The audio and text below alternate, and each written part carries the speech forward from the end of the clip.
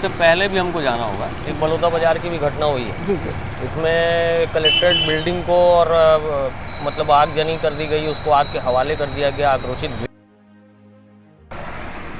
कचरू साहू को भी उसने धमकी दी थी कि मैं तुम्हें 3 महीने के अंदर निपटा दूंगा, मतलब मार दूंगा। तो लोग लेकर आए थे साथ में, तो उसको डाल के पैरावट वगैरह डाल के जला दिया जाता है। के टीआई हैं उनको भी मार पड़ी थी, और जो वहाँ के एसपी हैं अभिषेक पल्लव, उनके भी साथ झूमाझटकी हुई थी। जी जी। प्रशांत साहू जो था वो पकड़ाया था, उसकी पुलिस पिटाई में मौत होती है। आज ये स्थिति अगर पैदा हो रही है कि किसी पुलिसकर्मी के परिवार को इस तरह से मार दिया जाना, ये कहीं एक हत्या अमूमन हो ही जाती है, कभी सिकोला भाटा में, तो कभी भिलाई 3 में, तो कभी चंडी चौक में। मान सकती है नशा रात में मौत होने का वही है। मैं पूछते ना कि लड़की कहाँ जा रही है तो पूछते हैं, हाँ, लेकिन लड़के कहाँ जा रहे हैं उसके बारे में कोई नहीं। लड़का क्या कर रहा है, लड़का किन दोस्तों के साथ बैठ रहा है, उसके बाद धारदार हथियार कहाँ से आ रहा है। पुलिस के जो भी पकड़ने के तंत्र हैं, उस तंत्र को भांप चुका है अपराधी। नमस्कार, आप देख रहे हैं वीएलसी न्यूज और इस वक्त हम मौजूद हैं दुर्ग शहर में, और जहां पर छत्तीसगढ़ में जो एक आग की चिंगारी जो फैली हुई है, आपने कुछ समय पहले देखे होंगे कि कवर्धा के लोहारीडीह में जो एक वारदात हुई थी, जो हत्या को लेकर जहां पर बवाल हुए थे, जिसमें आईपीएस सहित आईएएस का भी ट्रांसफ़र कर दिया गया था। और हाल ही में अभी सूरजपुर में भी ऐसे दर्दनाक हादसा देखने को मिला, जहां पर एक पुलिसकर्मी की जो पत्नी और उनके बच्चे की जो निर्मम हत्या कर दी जाती है। वहां पर एसडीएम को भी दौड़ाया जाता है। क्या कुछ मामला है, और जो छत्तीसगढ़ शांति का टापू कहा जाता था, आज वो टापू किस कदर से बदनाम या फिर दाग लगना शुरू हो गया। जो छत्तीसगढ़ जिस किसी क्राइम को सुना करता था, आज सारे क्राइम जो है छत्तीसगढ़ में घट रही है। और इस पूरे विषय पर कुछ बातें हम रखना चाहते हैं, और हमारे साथ ये दोनों विषय पर बात करने के लिए बहुत ही वरिष्ठ सम्मानित पत्रकार हमारे सामने मौजूद है। शशिकांत तिवारी जी काफ़ी वरिष्ठ पत्रकार है, इस वक्त हमारे साथ मौजूद है। और शशिकांत तिवारी जी, पहले तो वीएलसी न्यूज आपका बहुत बहुत स्वागत है, और जो समय आपने दिया उसके लिए बहुत बहुत थैंक यू, धन्यवाद है आपको। जी तिवारी जी, हम आपसे चर्चा करने के लिए इस विषय पर मौजूद हैं कि अभी हमने कुछ महीने पहले, पीछे महीने में हमने देखे कि कवर्धा के लोहारीडीह जो गांव है, कैसे धधकती हुई चिंगारी ने जन्म लिया और कैसे तहस नहस हो गया। अभी जो है सूरजपुर में जो निर्मम हत्या महिला के साथ और एक छोटे बच्चे को निर्मम हत्या कर दिया गया है, आरोपी तो पकड़े गए हैं, लेकिन जो छत्तीसगढ़ का जो माहौल है क्राइम की तरफ बढ़ते चला जा रहा है कि क्या क्राइम का सूद लेने वाला कोई है जवाबदार, या फिर खाना पूर्ति और सिर्फ खाना पूर्ति चला जाएगा। क्योंकि आप काफ़ी सीनियर हैं, वरिष्ठ हैं, तो किस दृष्टिकोण से देखते हैं कि छत्तीसगढ़ क्राइम की दुनिया में कहाँ पैर पसार रही है? देखिए, छत्तीसगढ़ में और देश भर में आज ये स्थिति हो रही है कि क्राइम का जो ग्राफ है वो बहुत बढ़ता जा रहा है, और उसके कारणों के पीछे अपन आगे आएंगे। जैसे अभी छत्तीसगढ़ में जो हाल फिलहाल की 2 घटनाएं हुई हैं, जैसे बता रही हैं, उससे पहले भी हमको जाना होगा। एक बलौदा बाजार की भी घटना हुई है जी जी। इसमें कलेक्ट्रेट बिल्डिंग को और मतलब आगजनी कर दी गई, उसको आग के हवाले कर दिया गया। आक्रोशित भीड़ तंत्र ने आग जला दिया, वहाँ आग लगा दिया, बहुत सारी चीज़ें बर्बाद हुई, और एक तनावग्रस्त माहौल हुआ, पुलिस उसको संभाल नहीं पाई। उसके बाद जैसे लोहारीडीह वाली घटना को अपन ले लेते हैं जी। लोहारीडीह वाली घटना में यह है कि मैं तो गया था वहाँ, ग्राउंड रिपोर्टिंग करने गया था। तो वहाँ मतलब एक गांव के लोगों के बीच में तनाव चल रहा था। जो एक रघुनाथ साहू है और उनका एक कचरू साहू नाम के व्यक्ति से कुछ विवाद था। कचरू साहू चूँकि वहाँ साहू समाज का अध्यक्ष वगैरह था गाँव का, और साहू समाज बाहुल्य गाँव है वो, तो उसमें ये कहा जा रहा है कि जो वहाँ का उप सरपंच रघुनाथ साहू है, वो उसकी दबंगई थोड़ी ज़्यादा चलती थी। तो जो उसका विरोध करता था वो उसके विरोध में खड़ा हो जाता था। कचरू साहू को भी उसने धमकी दी थी कि मैं तुम्हें 3 महीने के अंदर निपटा दूंगा, मतलब मार दूंगा। और उसकी परिणति ये हुई कि कचरू साहू का गायब होना, अचानक से बालाघाट में फांसी पर चढ़ा हुआ पाया जाना, उसके बाद भीड़ तंत्र को जब ये पता लगता है कि वो तो फांसी पे ऐसे मर नहीं सकता, आत्महत्या करने का कोई रीज़न ही नहीं था, तो ये वो लोग जान रहे थे कि ये कहीं ना कहीं इसके पीछे रघुनाथ साहू या उसके परिवार या उसके लोगों की साजिश है। वो अभी निकला भी है, उसके बेटे और रिश्तेदारों परिवार के लोग ही मतलब षड्यंत्र में परिवार के शामिल लोगों ने रहे। उसको बाकायदा एक व्यक्ति को भेज के बुलवा के उसको वही मुर्गा पार्टी वगैरह के लिए बुलवाया उसको, और वहीं उसको मारा पीटा गया, और मार पीट के उसी को जो वो बोलना चाहिए गमछा, उस गमछे से उसको पकड़ के फांसी पे टांग दिया गया। तो ये सारी घटनाएं जब होती हैं तो उसमें फिर जो बोलना चाहिए कचरू साहू के पक्ष में पूरा गांव निकलता है, रघुनाथ साहू के घर में घुसता है, भीड़ घुसती है और उनको मार के मतलब घर के 11 लोग थे, उनको बेदम मारा जाता है, लेडीज़ बच्चे सब मार खाते हैं, वो जान प्राण बचा के भागते हैं। रघुनाथ साहू मेन टारगेट पे था, वो जाके घर के एक पटौआ बोलते हैं उसके ऊपर छुपता है, उसके ऊपर पेट्रोल या डीजल जो भी ज्वलनशील पदार्थ वो लोग लेकर आए थे साथ में, तो उसको डाल के पैरावट वगैरह डाल के जला दिया जाता है। जी, उसके बाद जब पुलिस आती है जी, तो पुलिस लॉ एंड ऑर्डर को कंट्रोल करने के लिए आएगी जी, लेकिन पुलिस पर भी भीड़ तंत्र ने हमला किया था, ऐसी बात सामने आ रही है। रेंगाखार के टीआई हैं, उनको भी मार पड़ी थी, और जो वहाँ के एसपी हैं अभिषेक पल्लव, उनके भी साथ झूमाझटकी हुई थी। जी, जी, तो जाहिर सी बात है जब पुलिस पे कोई भीड़ तंत्र आक्रमण करती है तो पुलिस भी एग्रेसिव मोड पे आती है। जी, जी, तो वहाँ बहुत सारे अपराध दर्ज किए गए और उसमें 165 लोगों समथिंग के आसपास, आंकड़े ऊपर नीचे होंगे, उसमें 60-65 लोगों की गिरफ्तारी की गई। उस बात को लेकर सियासत बहुत हुई। उसमें एक प्रशांत साहू, मैं बोलना चाहूँगा इस पर, प्रशांत साहू जो था वो पकड़ाया था, उसकी पुलिस पिटाई में मौत होती है।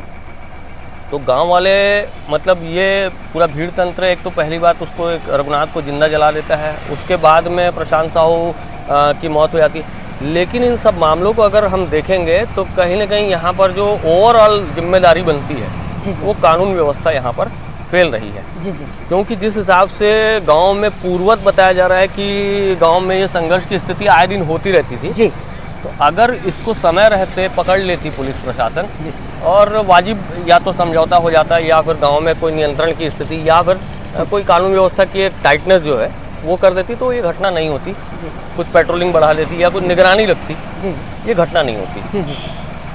तो ये घटना इस तरह से लोहारीडी की हुई थी। अब उसके बाद आप सूरजपुर में भी वही चीज़ देखने को मिल रहा है। आगजनी नहीं हुआ, मतलब एक माचिस का तीर हुआ कि कहीं पर भी जो है कुछ भी हो रहा है तो आगजनी।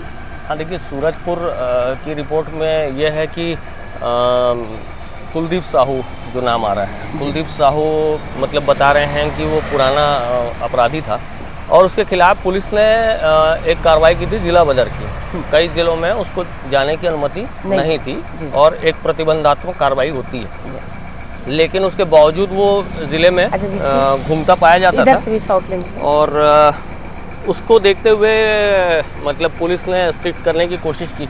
अब उसका कुछ कबाड़ वगैरह का बिजनेस भी था, ये भी बताते हैं। जी, जी, और कल ही प्रेस कॉन्फ्रेंस हुई है, उसमें जो वहाँ के आईजी साहब हैं सरगुजा के, वो बोलते पाए जा रहे हैं कि जो अपराधी कुलदीप साहू है वो और जो थाना है वो कहीं ना कहीं आपसी सेटलमेंट में चल रहा था और उसकी जांच कराने के लिए उन्होंने एक टीम बनाई हुई है। जी। तो आज ये स्थिति अगर पैदा हो रही है कि किसी पुलिसकर्मी के परिवार को इस तरह से मार दिया जाना, ये कहीं से भी मतलब सही नहीं है। एक सभ्य समाज के लिए बिल्कुल एक शर्मसार कर देने वाली घटना है। उससे पहले एक पुलिस वाले के ऊपर गर्म तेल फेंका गया था उसके ऊपर, तो ये शर्मसार कर देने वाली घटना है। बच्चे की क्या गलती थी उसमें? उस बच्चे की क्या गलती थी उसमें? उस महिला की क्या गलती थी? बच्चे की गलती, अब देखिए वो आक्रोश वाली बात है, गलती तो मासूमों की कुछ है ही नहीं। वो तो एक बदले की भावना थी। तालिब जो शेख थे, जो एएसआई थे, वो इसको खोज रहे थे, तो कुलदीप साहू को खोज रहे थे, तो वो उसके बदले के चक्कर में वो मारने के लिए अपने साथियों को लेकर जाता है, जिसमें एक एनएसयूआई का जिला अध्यक्ष भी निकला, जिसने 2 दिन पहले वीडियो डाली थी कि मैं ऐसे किसी कुलदीप साहू की नियुक्ति मेरे यहाँ नहीं की गई है। वो भी इस वारदात में शामिल पाया जा रहा है। जी, जी। तो उसके साथ पुलिस ने मतलब 4-5 लोगों को पकड़ा है अभी जी। और घटना हो जाने के बाद अगर आप कार्रवाई करते हैं तो ये बड़ी दर्दनाक स्थिति है। और किसी पुलिस की चूक यहाँ पर 100% पुलिस की चूक है, 100% पुलिस की चूक है। और अपराधियों को संरक्षण देने वाली बात भी आती है, आप भी जानती हैं, मैं भी जानता हूँ कि पुलिस की ओर से अपराधियों को संरक्षण दिया जाता है। कोई बड़ा अपराध करने वाला है, उनको उनकी थाना सेटिंग की बातें कॉमन हो चुकी हैं। अब सुनने में आम व्यक्ति के मुंह पे है कि कौन अपराधी कितना पेमेंट थाने में देता है या कितना ऊपरी अधिकारियों को पहुंचाता है, उसके बाद वो खुलेआम घूमता है। तो कानून नाम का कोई डर नहीं, कानून या पुलिस का जो खौफ पहले हुआ करता था, जैसे लोग पहले पुलिस की पिटाई से डरते थे कि इनके हाथ में अगर आए तो बहुत मारेगी पुलिस। और दूसरी बात, आज की स्थिति ये हो गया कि अब गलबैयाँ डाले हुए हैं पुलिस और अपराधी, एक चेयर में बैठ के चाय पीते हैं जी। तो ऐसे में कैसे चलेगा? ऐसे में कहीं ना कहीं खौफ तो खत्म हो चुका है, खौफ जब खत्म तो हो जाएगा, क्राइम बढ़ेगा। अब दुर्ग जिले में ही ले लो आप, अमूमन हमको लगता है कि हम देश भर में देखते हैं और हम देश भर के कानून, ये दिल्ली की जो मीडिया दिखाती है वो खाली दिल्ली और उत्तर प्रदेश और आसपास और इधर ही केंद्रित रहती है। इतनी बड़ी घटना लोहारीडीह की हुई, इतनी बड़ी घटना सूरजपुर की हुई, उसमें कोई भी मीडिया में वहाँ स्पेस नहीं मिल रहा है उनको। ये सब हम आप लोग उठाते हैं, बातचीत करते हैं इसमें, लेकिन मीडिया का जो दायित्व है वो भी तरीके से पूरा नहीं हो रहा है। मैं तो ये भी मानूंगा कि मीडिया भी पूरी तरीके से बात नहीं कर रही है, खुल के बात करना चाहिए जी जी। इन सारे मसलों का कोई निष्कर्ष तो निकालना चाहिए जी। और कम से कम निष्कर्ष आप निकालने की हैसियत नहीं रखते हैं जी, तो कम से कम उसके लिए आवाज़ तो उठानी चाहिए, बोलना चाहिए। तो अमूमन मैं वहीं आ रहा हूँ कि दुर्ग जिले में भी पर डे एक हत्या होती है जी जी। उस हत्या का कोई काउंटिंग ही नहीं है जी। एनसीआर भी भले काउंटिंग करे जी, लेकिन उस हत्या के कोई काउंट ही नहीं करते। हम आप भी खबर करते हैं, आप भी करती हो, मैं भी करता हूँ। तो एक हत्या अमूमन हो ही जाती है, कभी सिकोला भाटा में, तो कभी भिलाई 3 में, तो कभी चंडी चौक में है। और किस तरह का क्राइम नहीं है यहाँ, यहीं गांजा पकड़ाता है। गांजा सरकार अभी नशा विरोधी अभियान चलाती है, साइबर जागरूकता चलाती है, यहीं साइबर ठग पकड़ाते हैं जी जी। तो आखिरकार ये जागरूकता अभियान से समझ कौन रहा है और समझाना क्या चाह रहे हैं, तो समझ से परे। तिवारी सर जी, अभी आप देखेंगे कि खासकर दुर्ग में जो हत्याएं हुई हैं और लगभग रात को ही हो रही है। रात में क्या नशा भी एक मुद्दा रात में आप ये मान सकती हैं, नशा रात में मौत होने का वही है। मैं इससे पहले भी वही बात कर रहा था लक्ष्मी, कि रात में अपराध की संख्या इसलिए बड़ी है क्योंकि आप जो वादा करते हो कि पुलिस की गश्त बहुत तगड़ी कर दी हमने, वो गश्त नहीं है। गश्त रहती है, लेकिन एट द टाइम अगर किसी को मदद चाहिए, हम आप बात कर रहे हैं, मान लीजिए अभी किसी ने हम पे हमला कर दिया, इतनी देर में कोई रिस्पॉन्स टीम तो आएगी नहीं। ये साहब एसपी साहब का घर यहीं है ना। कोई क्विक एक्शन, कोई रिस्पॉन्स टीम आए जो हम लोगों को हमारी जान जाने से पहले बचा ले जी जी। तो वैसा तो कोई रिस्पॉन्ड होता नहीं है। जब जान जाएगी, जब एक्शन खत्म हो जाएगा, जब जाके मान लीजिए हम दोनों कोई मार देता है जी, या हमारे ऊपर कोई हमला हो जाता है, तो उसके बाद अगर आप अपराधी को पकड़ के निहाले समय ले जाते हो जी, तो उसका क्या फ़ायदा? तो एक सामान्य आदमी, मैं नहीं समझता है कि बहुत ज़्यादा सुरक्षित है। इसमें ऐसा नहीं है कि हम टोटल पुलिस और प्रशासन को ही दोष ठहराएं, देखिए हम आपकी भी नैतिक दायित्व है।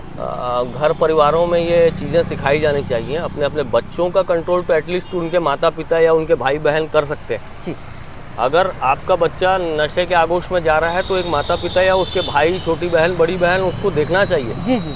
कि जैसे बोलते हैं ना कि लड़की कहाँ जा रही है, तो पूछते हैं लेकिन लड़का कहाँ जा रहा है उसके बारे में कोई नहीं। लड़का क्या कर रहा है, लड़का किन दोस्तों के साथ बैठ रहा है, उसके पास धारदार हथियार कहाँ से आ रहा है, उसके पास अचानक से उनको बढ़ावा पैसे कहाँ से आ रहे हैं, गाड़ी कौन दे रहा है, अगर वो कमा नहीं रहे तो उनके पास पैसे कहाँ से आ रहे हैं, उसकी पड़ताल करने के पीछे कोई नहीं जाता जी जी।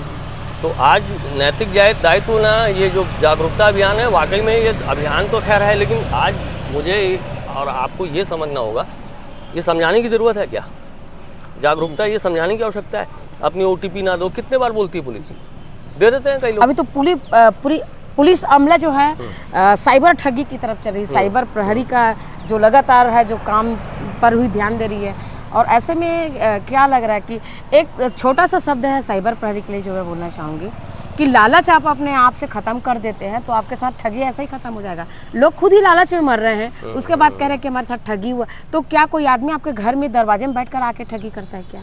ऑनलाइन अगर आप ठगी के शिकार हो रहे हो, यानी कि आप ज़्यादा बुद्धिजीवी हो, आपको दुनियादारी बहुत ज़्यादा समझ आता है, आपको लगता है कि आप बहुत होशियार आदमी हो, इंटेलिजेंट हो, खड़े खड़े आप मोबाइल के थ्रू आप पैसा कमा लोगे। राजनांदगांव में आप सोचिए कि इतनी बड़ी घटना को एक नाबालिग लड़का अंजाम दे रहा है, जो एयर इंडिया को बम से उड़ाने की बात बोली गई, या वो उसमें पकड़ के ले गई है पुलिस उसको। अभी उस नाबालिग बच्चे में इतना दिमाग है कि किसी दूसरे की साइट को हैक कैसे करना है, उस साइट से धमकी कैसे देना है, मैं पकड़ाऊँ ना उसके कैसे जतन करना है जी। वैसे एक क्रिमिनल का है, क्रिमिनल को वारदात करना है तो वो मोबाइल अपना घर पे रख के आता है कि मेरा मोबाइल का लोकेशन ना मिले जी। वो कॉल डिटेल ऐसी कर देता है, CDR बोलते हैं उसको कॉल डिटेल को, तो CDR ऐसा कर देता है कि वो बहुत दिन तक उस नंबर से कोई बातचीत ना मिले। वो ऐसी जगह घटना करना चाहता है जहाँ आसपास पहले वो रैकी कर चुका रहता है, सीसीटीवी ना लगाओ, चाहे वो हत्या की बात हो, लूट डकैती की बात हो, सारी घटनाओं में आज पुलिस के जो भी पकड़ने के तंत्र हैं उस तंत्र को भांप चुका है अपराधी जी। और भांपने के बाद वो उससे कैसे बचना है उसके उपाय कर लेता है। लोहारीडीह में आप देख लो, मुर्गा खाने के लिए बुलाया गया, उसको प्यार से लेके गया और उसके बाद तो अपने 3 साथियों को बुलाया गया, उसको मारा गया, उसको मार के फांसी पर टांग दिया गया। और उसके बाद आज 1 महीना होने के बाद आज वो अपराधी 4 अपराधी पकड़ाए। अभी तो अपराधी नहीं कह सकते, आरोपी कहेंगे। तो वो 4 आरोपी अभी हत्या के आरोप में पकड़ाए हैं। तो क्या ये जो सिलसिला है मौत के जो आंकड़े हैं ये बढ़ता चला जाएगा कि कहीं थमेगा भी? देखिए, अब जनसंख्या है, जनसंख्या के आधार पे सब किस्म के मति बुद्धि वाले लोग रहते हैं। जिसे क्राइम करना है वो क्राइम छोड़ नहीं सकता, उसको छुड़ाना पड़ेगा। छुड़ाने का दायित्व किसका है? प्रशासन, पुलिस का है। कानून बनाने की जिम्मेदारी किसकी है? नेताओं की है, जिनको हम सत्ता पे बैठाते हैं संसद में, विधानसभाओं में। उनको संसद पटल पे क्यों नहीं दिखता कि जैसे बोलते हैं ना कि ये हत्यारों को गोली मारो डैश डैश डैश, तो वो जो बोलते हैं तो पब्लिक मांग रही है ना वैसा। तो आप हत्यारों के लिए कोई ना कोई तो स्ट्रिक्ट कानून निकालेंगे। लूट डकैती या छोटे छोटे मासूम बच्चों का रेप, अपहरण, डकैती, ये सब हो रहा है। सरेआम कोई किसी को चाकू मार दे रहा है, सरेआम कोई किसी को गोली चला दे रहा है। ये सब आप नहीं रोकोगे। नए कानून 3 नए कानून लागू हुए हैं तो उसमें बहुत सारी चीज़ों का परिवर्तन होगा। महिलाओं को है सीधा सुरक्षा दिया जाएगा। बहुत सारे वादे किए थे, लेकिन क्या लग रहा है उस वादों पर अमल हो रहा है? कहाँ सुरक्षा मिलती है महिलाओं को? कोई सुरक्षा नहीं मिलती महिलाओं को। क्या है, यहाँ तो पुरुष असुरक्षित है। पुरुष क्या, यहाँ तो पुलिस वाला असुरक्षित है। अभी जुलाई में भी स्टार्टिंग हुआ था सूरजपुर में पुलिस वाले का घर परिवार के लोग तो गए। जान किसकी गई? पुलिस वाले की घर की गई ना। एक पुलिस वाले के आरक्षक के ऊपर भी हमला हुआ ना, तेल से जलाया गया। तो जब पुलिस वाला ही सुरक्षित नहीं है जो कानून का प्रतिपालन कराने के लिए, आम जनता के बारे में क्या बात? आम जनता कैसे अपने आप को सुरक्षित माने? ये बैनर पोस्टर में बोलने से और आंकड़े बता देने से कि उसकी सरकार में आंकड़े ज़्यादा थे, हमारे में कम है, और नेता जाति खोजने लगे अपराधियों की। नेता ये कहने लग गए कि आपने ये समाज पे अत्याचार कर रहे हो, ये समाज को मत पकड़ो, वो समाज को क्यों अंदर किए। उनको वोट चाहिए, समाजवादी वोट चाहिए। तो वो चाहते हैं कि जो मैक्सिमम समाज की संख्या देखा जा रहा है। हाँ। मतलब अपराध पर अंकुश न लगाकर वो जो है समाज के अगर संख्या ज्यादा है तो संख्या होने की वजह से संख्या बल में आप किसी के खिलाफ, तो गलत है, सरासर गलत है। मान लीजिए आप किसी पार्टी से हैं, आप सरकार में आप कार्रवाई कर रहे हैं किसी समुदाय विशेष पे, मैं अगर विपक्ष में हूँ तो मुझे उस समुदाय का वोट कैसे मिलेगा? मैं जाऊँगा उनके अपराधियों के घर में जाके मैं अगर मरहम लगा रहा हूँ तो ये मेरी भी गलती है, ये मेरा दोष है। तो इसको पब्लिक को समझना चाहिए। अब नेताओं को भी सही चुनने का समय आ चुका है। मतलब अपराधी अगर अपराध करता है तो उसमें ये नहीं देखा जाएगा कि इस व्यक्ति ने जो है अपराध किया है, तो अपराध किया है तो उसको कानूनन दंड मिलना चाहिए। कानून की जो सज़ा है, जो धारा उनके ऊपर लगना चाहिए, ना कि ये कि ये इस समाज से है तो इस व्यक्ति का जो समाज की जो जनसंख्या है वो वोट बैंक का काम करती है तो इसलिए उसको किसी न किसी बहाने से छोड़ दिया जाए। अभी तो ये भी देखा जा रहा है कि पास्को एक्ट में भी लोग बाहर आ जा रहे हैं कि अब तो ये चीज़ें हो गई कि समाज के जो ठेकेदार हैं, जो नेतागण हैं, वो नेतागण ये चाहते हैं कि अगर आपकी सरकार है तो मैं कैसे दंगे करा दूं, मेरी सरकार है तो आप कैसे प्लान करके मेरे खिलाफ पब्लिक को भड़का दो, ताकि विपक्ष की सरकार ठीक से चल ना पाए, योजनाएं न बन पाए, आम पब्लिक के लिए कोई राहत का काम न रहे। सरकार सिर्फ उसी में उलझी रहे कि वहाँ का धरना प्रदर्शन विकास रुक जाए और इसी झगड़े बहस लाठीचार्ज करना पड़ रहा है कहीं पर, या वहाँ कहीं कोई पब्लिक बैठ रही है और वो धरने उसको आग की हवा कैसे देके सरकार के तंत्र को उसी में उलझाए कैसे रखा जाए जी। तो मैक्सिमम समय जो है इसमें निकालने के लिए जो बोलना चाहिए दल के लोग हैं, नेता हैं, वो ये ज़्यादा प्रयास करते हैं कि हमारा एक तो वोट बैंक प्लस इनके खिलाफ भड़काओगे आप तो ये हमारी तरफ आएंगे। पहले राजनीति दिल से किया जाता था और राजनीति करने में एक मज़ा भी आता था, राजनीति दिखता भी था, लेकिन अभी का जो राजनीति है वो षड्यंत्र नीति, क्या मानते हैं, आपको किस तरह से देखते हैं? षड्यंत्र अभी आने वाले समय में चुनाव भी है तो अभी तो मैं तो राजनीति शब्द ही गलत समझता हूँ। क्योंकि राजनीति मतलब होता है उसका संधि विच्छेद करिएगा, राज करने की नीति। तो आज राज कौन कर रहा है? नेता कर रहा है, जो गद्दी पे बैठे। नेता को काजू किशमिश बादाम मिल जाता है, खाने के लिए नाश्ते की टेबल मिल जाती है। नेता को ये पता नहीं है कि अभी चौक चौराहों में बिकने वाला टमाटर 80 रुपये चल रहा है जी। उनको रेस्ट हाउस में भी खाना मिलता है, उनको बढ़िया बढ़िया पकवान मिल जाते हैं, उनको महंगाई से कोई मतलब नहीं है। उनको ये नहीं मालूम है कि लक्ष्मी या शशि घर में अगर सब्जी लेकर आते हैं तो वो किस दाम में लेकर आते हैं जी। या कोई और व्यक्ति की भी बात, मैं ऐसे ही आपका और मेरा नाम उदाहरण के तौर पे ले रहा हूँ। कोई एक मजबूर आदमी, गरीब आदमी कैसे चलाएगा जी। और आपने मुफ्त की रेवड़ियाँ बांटनी शुरू कर दी, ये चीज़ बहुत गलत जा रही है ना। आप जो मुफ्त करके दे रहे हो, कोई भी नेता अपना घर द्वार बेच के कुछ नहीं देगा, वो आपसे, हमसे और जनता से ही निकालता है जी।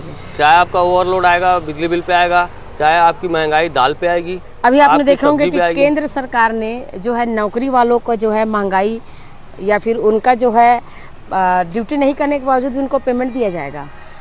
किसानों को जो है उसके फसल का बीमा कर दिया जाएगा। तो सरकार जो है किसान की तरफ तो एक नज़र डाली है कि उनको कोई नुकसान ना हो, और नौकरी पेशा के लिए सारा चीज़ व्यवस्था तो बना दी है। लेकिन आम जनता, जो मिडिल फैमिली के लोग इसमें पीसते चले जा रहे हैं। आम जनता के लिए कुछ नहीं, ये आम जनता की आक्रोश भी है। देखो बात वही है ना कि जो ज़्यादा चीखता चिल्लाता है उसको चुप कराने के लिए एक मुंह में उसके रख दिया जाता है ना, कि चीखो मत, चुप रहो। मिष्ठान रख दिया जाता है, चुप रहो, है ना, बोलो मत। आपके लिए एक व्यवस्था छोटी सी कर दी गई है, मीठा खाओ, चुप रहो। जो लोग बोलते नहीं है, ये सड़क पे चलने वाला व्यक्ति कहीं जा रहा होगा, कोई गरीब आदमी, उससे पूछोगे कुछ योजना के बारे में बता नहीं सकेगा जी। उस योजना का लाभ भी उसको क्या पता मिलने वाला होगा, तो वो भी कोई नेता का या मंत्री का घर वाला खा रहा होगा है। लेकिन एंट्री बराबर दिखा रहा है। सरकार के आवासों में कितने लोगों के कब्जे हैं वो भी आप पता कर सकती हैं, मैं भी कर सकता हूँ, और बाकी लोग भी जानते हैं कि कितने लोगों की दबंगई। और ये आवास उन गरीबों के लिए है, गरीबों के लिए है, वो आवास उनको नहीं मिल रहा है ना, जो सही में मिल रहा है, लेकिन वहाँ भी जेक जुगाड़ है। अगर सरकार अच्छे स्कूल खुलती है, वहाँ भी जेक जुगाड़ है। अगर आपने विधायक से फ़ोन करा दिया तो आपके बच्चे का एडमिशन हो जाएगा। मैं अगर विधायक को नहीं जानता या मंत्री को नहीं जानता, मेरा कोई जुगाड़ नहीं, तो मैं हाथ जोड़ते रहूँगा, मुझे कहा जाएगा कि एडमिशन पूरे हो चुके हैं, तुम्हारे बच्चे के लिए जगह नहीं है। और वहीं पर एक फ़ोन आ गया तो अगला वहाँ भी फ़ोन चलता है, वहाँ भी राजनीति चलती है। वो सरकार पोस्टरों में दिखाती है कि हमने बड़े बड़े स्कूल खोल दिए बच्चों के लिए, व्यवस्था हो रही, लेकिन आप जाके उससे तह तक जाइए, आपको पता चलेगा कि हर बच्चे के लिए किसी न किसी नेता या विधायक या मंत्री का फोन आया हुआ है। ये इसमें कोई परिवर्तन आते नजर आएगा तिवारी भैया? नहीं, देखिए परिवर्तन अपेक्षा तो ऐसा है कि देखिए अपेक्षा करना हमारा काम है, आपका काम है। अपेक्षा हम लोग करते ही रहेंगे जीवन भर। अपेक्षा हम आप सभी चाहते हैं कि हमारा प्रदेश खुशहाल हो, देश अच्छा हो जी। तो ये अपेक्षा पब्लिक को ही करनी है, नेता को तो अपना घर भरना है। जी बहुत बहुत धन्यवाद शशि तिवारी जी, आपने जो हम लोग को समय दिए, अपने बहुत शुक्रिया भाई। जो समय आपने दिए है वाकई में हमारे लिए बहुत ही सौभाग्य की बात है। बहुत बहुत धन्यवाद है। बहुत अच्छी पत्रकार हैं, बहुत अच्छे दिनों से काम कर रही हैं जी, बहुत शुक्रिया जी, धन्यवाद। तो ये थे विचार छत्तीसगढ़ में जो अभी वर्तमान में जो परिस्थिति है, उन परिस्थिति पर जो है खुल के बात किए हैं, क्या हो सकता है, क्या होने वाला है और क्या होना चाहिए, सारी विषयों पर जो है शशिकांत तिवारी जी जो वरिष्ठ पत्रकार हैं उन्होंने हमसे चर्चा की। इस चर्चा पर हमने छत्तीसगढ़ के कई स्थानों का, कई ज़िलों का नाम लिए हैं, और ये जो छत्तीसगढ़ की जो चीख हैं, अब छत्तीसगढ़ में नहीं रह के छत्तीसगढ़ से बाहर भी जाना शुरू कर दिए हैं। क्राइम छत्तीसगढ़ में बढ़ता चला जा रहा है, अंकुश लगाने वाला कोई नहीं है, और आधा जो क्राइम या हत्या हो रही हो तो नशे, सब लोग को पता है, सारे लोगों को पता है कि नशा जो है नाश का जड़ है, लेकिन इस नशे से बचने की बजाय लोग जो है नशे की दुनिया में कदम रख रहे हैं। ज़्यादातर देखा जा रहा है कि हत्याएं जो है आधी रात को हो रही है, जिस समय लोग सहयोग करना भी चाहे तो कर भी नहीं सकते। तो ये तमाम मुद्दों पर जो है हमने बात किए हैं। ऐसी अगली अपडेट के लिए बने रही VLC न्यूज़ के साथ, तब तक के लिए नमस्कार।